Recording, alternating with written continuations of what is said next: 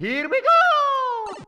Welcome to Nintendo Power Zone, guys. This is your boy NyceOne, and we are back with a brand new unboxing video. And guys, Mario Maker comes out this week, so in order to kind of like get in that Mario Maker mood of building stages, we have the Taito Bowser, which is technically kind of like a Build-A-Figure. This thing is massive when it's all put together, but it comes in this pretty decent sized box. So yeah, in order to celebrate Super Mario Maker, we're going to build a Bowser. So guys, let's go ahead and take a look at the box. This box is amazing. There's some nice artwork on it, so I'm going to go ahead and shut up and we're going to go ahead and take a look at the rest of the box.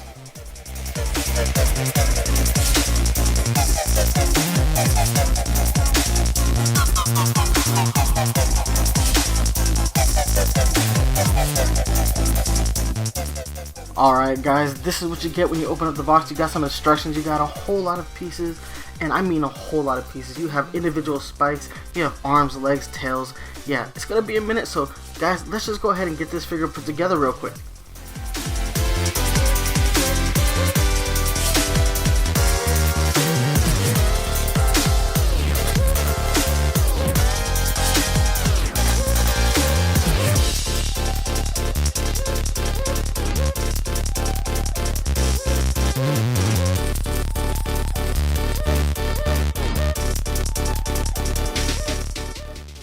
Alright guys, we have Bowser completely assembled, and take a look at this sculpt. This is an amazing looking figure. I mean amazing. Look at the detail in the sculpt. This is some of Taito's best sculpt work. Unfortunately though, this is some of the cheapest plastic that Taito could have grabbed. Seriously, I hate it. Taito has amazing design work, but they fail when you talk about the quality. This is cheap plastic, and it pains me to say that.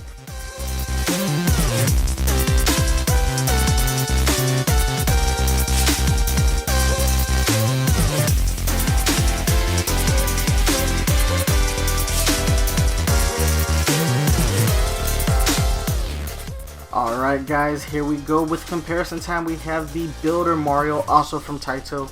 Take a look at this figure because scale wise Bowser is really small, and that kind of bums me out. It is a big Bowser figure, but in comparison to the Builder Mario, it is just not in the right scale. You guys know how I feel about scale, but yet and still a badass figure. Let's keep on going with comparison time. Alright, and now we have the other Taito Builder Mario figure from Super Mario Maker 1. I had to get these Mario Maker figures out because Super Mario Maker 2 comes out this Friday, and I'm hella excited. So guys, take a look again, out of scale, but it still looks dope. Alright, and last but not least, we have the Taito Goomba speaker, or Karibo speaker as it's called in Japan. This thing is one of my favorite little Mario accessories. It doesn't really work that well, but it definitely looks cool. And this kinda is in scale with Bowser, I think. I think this might be the size of a Goomba in comparison to Bowser. So yeah, that looks pretty cool actually. I'm pretty impressed by that. They got the scaling right somewhere. Anyway guys, let's go ahead and move into score time because I have opinions about this figure that we need to address. Alright ladies and gentlemen, it is score time, my favorite time. Why? Because I get to tell you whether or not something is actually worth your hard-earned money. Let's go ahead and start with the sculpt because I am so thoroughly impressed with the design of this figure. It looks great. You have all the little wrinkles and folds that you expect to see on Bowser.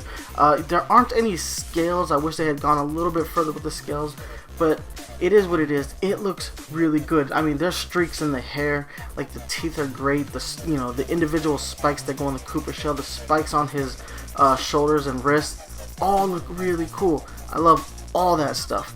So yeah, for its sculpt, I am going to go ahead, I'm going to give it a 9 because the only thing they could have done to make this thing better was to sculpt some scales in there, and I can see how that would have been hella expensive, so I get why they didn't do that. Now guys, it's time to go ahead and move on to the build quality. This is where the figure takes a really big hit because this is the most disappointing thing about this figure. The plastic that they use to make this is really cheap and really thin and flimsy. That's not good. That means this is a relatively fragile toy, especially when you consider the fact that you have to put it together yourself.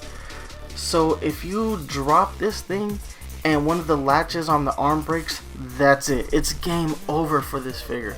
And I can't really, give them a pass on the quality.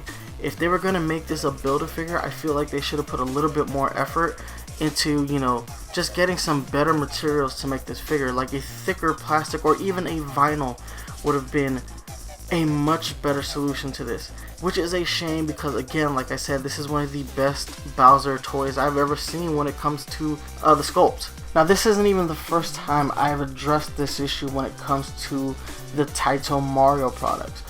When Bandai was making Mario figures, they used vinyl, and the quality of those figures really stands out. Even though they were smaller than this Bowser by a large margin, the quality was so much better. Just so much better. Like, they were durable, they looked better, they felt better.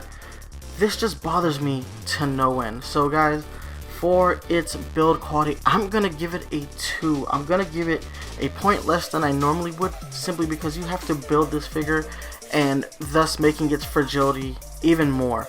So if you drop this thing, that's it, it's game over. And this thing isn't cheap. To import it cost me about $45 plus another $6 in shipping. So yeah, $51 all said and done to get this Bowser. It wasn't cheap. Anyway guys, we gave it a 9 for its appearance, and we gave it a 2 for its build quality.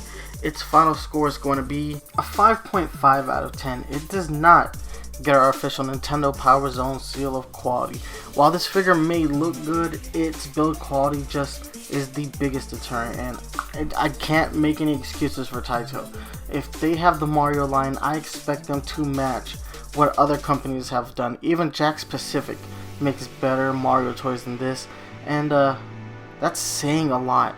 It really is, because Jakks has really dropped the ball in terms of their World of Nintendo line. Anyway guys, that's gonna be it for me, but before I let you go, I gotta hit you up with the social media links. You can hit me up on Twitter at NyceOne983. You can email me at NyceOne983@gmail.com. You can hit me up on Facebook, facebook.com/Nintendo Power Zone. If you are a fan of the Nintendo Power Zone podcast, you can always download new episodes on iTunes, Google Play Music, stream new episodes on Spotify and Stitcher Radio. But if you want to watch the show live, you gotta catch us right here on YouTube, youtube.com/Nintendo Power Zone. Thank you guys so much for watching, and remember to watch out for amiibo hunters on the prowl. Deuces.